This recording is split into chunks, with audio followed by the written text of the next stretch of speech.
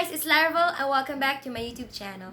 For today's video, I decided to shoot something that has been requested in my YouTube channel. Na-realize ko na maganda siyang i-incorporate ngayon kasi Valentine's Day is near and I know a lot of you guys are going out. Doesn't matter kung may date man kayo or wala. If you're going out with your boyfriend, with your girlfriend, with your partner, with your friends, with your family, doesn't matter. Alam ko magagamit yung tong makeup look na to. So, stay tuned and watch this video until the end. So I've already moisturized my face before shooting this video, and before we put on some foundation, of course, we're not gonna forget to put on some primer. So I'm using this Master Prime by Face Studio from Maybelline, New York.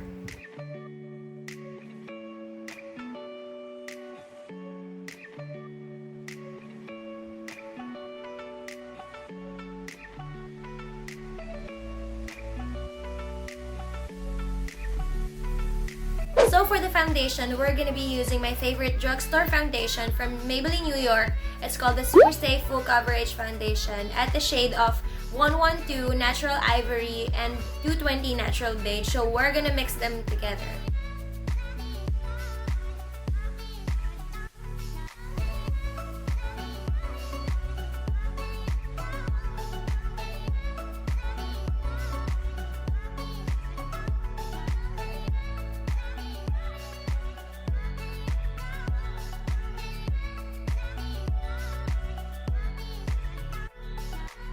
And then we're gonna take the lighter shade to serve as concealer.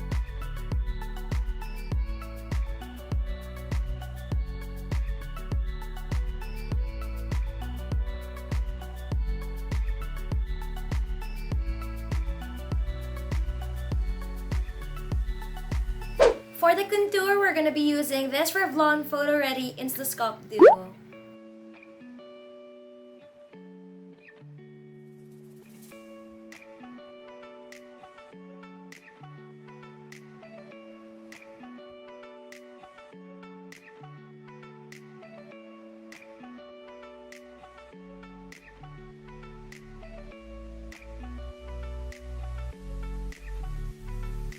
To set my face, I'm gonna be using this Maybelline New York Super Stay Full Coverage Foundation at the shade of 220 Natural Beige.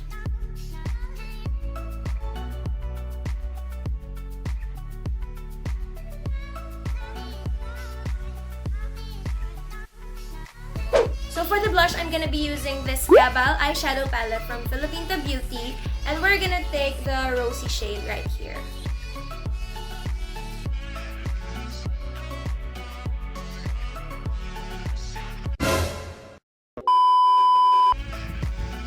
Nabiktima na naman ako ng pagka-pigmented niya. Naparami ulit yung kuha ko. Para sa mga bago sa channel ko, yung sinasabi ko kanina was, this already happened when I tried this palette as blush on my recent video, yung Filipinta Beauty try-on haul. So, tinry ko siya, tas naparami rin yung kuha ko kasi sobrang pigmented niya. Nilagay ko siya sa cheeks ko, sobrang kapal. So, nakita niyo naman kanina. Kunyari, tahimik lang ako, pa-cool-cool, pero kinakabahan na ako na ang pangit nung kinakalabasan.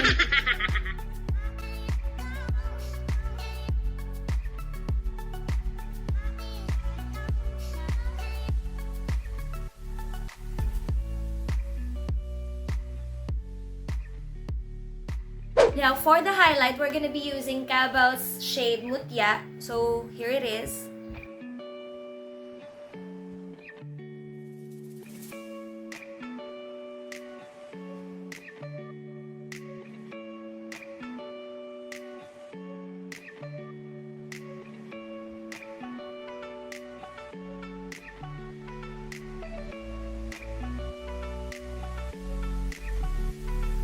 So moving on with eyes, we're gonna be playing with the same shade that we use as blush with this shade called Putik.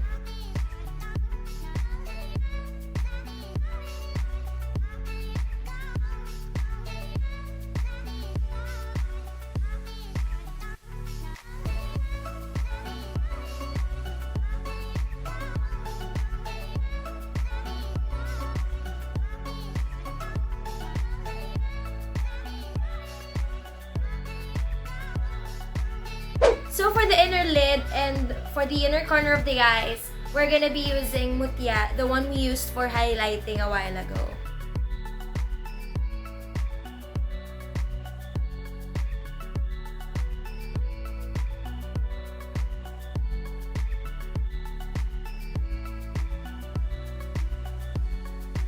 then we're gonna blend the eye makeup using the brush.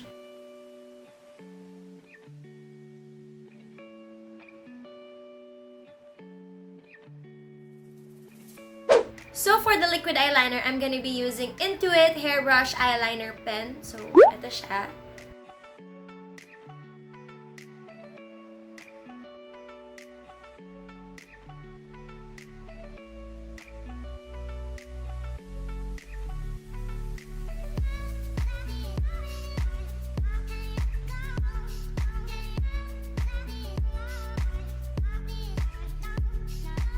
So for the lower eyeline, we're also gonna put this shade called Putik from KABAL Eyeshadow Palette.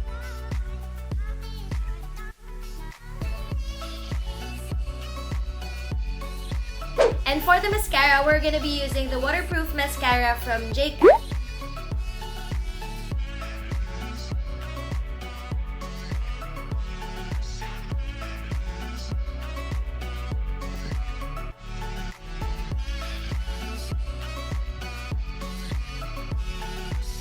Of course, we're not gonna forget the lip. So this time, I'm gonna be using Filipinta Beauty's Pinta at the shade of Posh, so number 5. And then I'm gonna be putting a layer of Scramble by Filipinta Beauty at the shade of 9 or 60. Hindi ko talaga ito ma-figure out kung ano siya.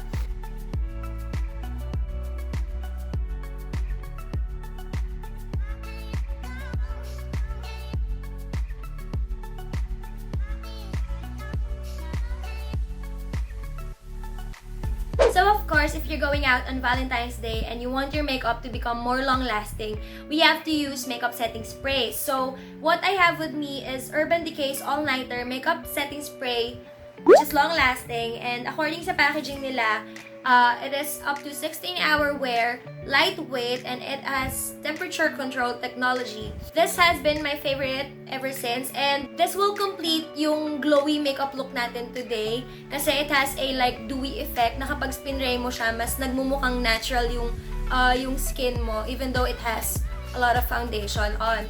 Pero if you're looking for a more affordable version of makeup setting spray, I would highly recommend Nichido makeup setting spray in matte. Pero yun lang, ang difference niya from here is that it doesn't have a dewy finish since it's matte. Pero based from my experience, when you put highlighter on your face and you sprayed Nichido makeup setting spray after, it doesn't affect the highlight. It doesn't look matte as well, unlike dun sa other parts ng face. So maganda pa rin siya and it's very affordable.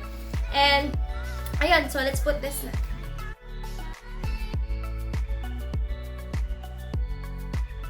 So before this video ends, I want to announce that the winner of last week's giveaway will be announced on my Instagram stories. So after you watch this video, don't forget to drop by my Instagram to check for the stories to find out if you're the lucky winner of the Diwata collection from Filipinta Beauty. So thank you for watching. If you like this look, don't forget to give it a thumbs up, and I hope to see you on my next video.